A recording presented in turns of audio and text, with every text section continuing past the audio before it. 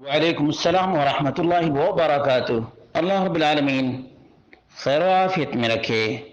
سوال یہ تھا کہ جب لقمان علیہ السلام نے اپنے بیٹے کو وصیت یا نصیحت کی تھی تو بیٹے کی عمر کتنی تھی؟ اس کا جواب یہ ہے کہ اللہ رب العالمین نے نہ باپ کی عمر کا ذکر کیا ہے اور نہ بیٹے کی عمر کا ذکر کیا ہے، اس لیے کہ امت کو جس چیز کی ضرورت ہے اسی کو رب کائنات کوڈ کرتا ہے۔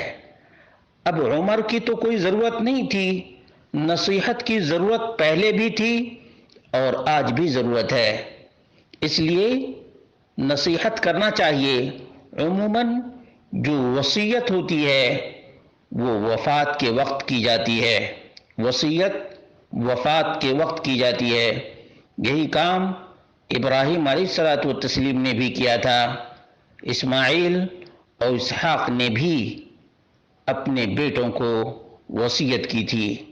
اس لیے ضروری ہے کہ ایک آدمی اپنے بال بچوں کی فکر کرے اور یہ نصیحتیں اور یہ وصیتیں ضرور کرے، اور اولاد کو بھی فرما بردار ہونا چاہیے۔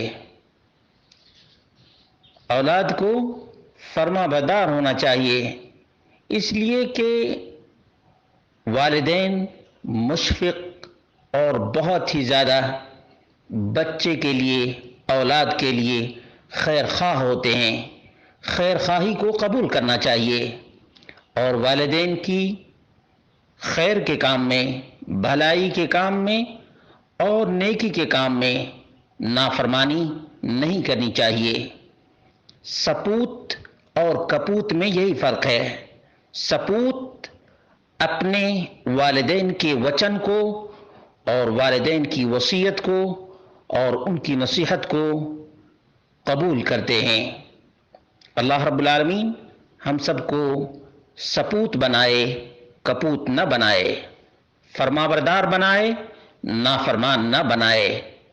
اور جو لوگ خیر اور بھلائی کے کام میں اپنے والدین کے فرما بردار ہوتے ہیں، اللہ کی رحمت کے بھی مستحق بنتے ہیں اور دنیا اور آخرت دونوں جہان میں کامیابی اور کامرانی کے منازل کو بھی طے کرتے ہیں۔ اس لیے اولاد کو، بیٹا ہو یا بیٹی، تمام کو اپنے والدین کی خیر کے کام میں، نیکی کے کام میں اطاعت لازم اور ضروری ہے۔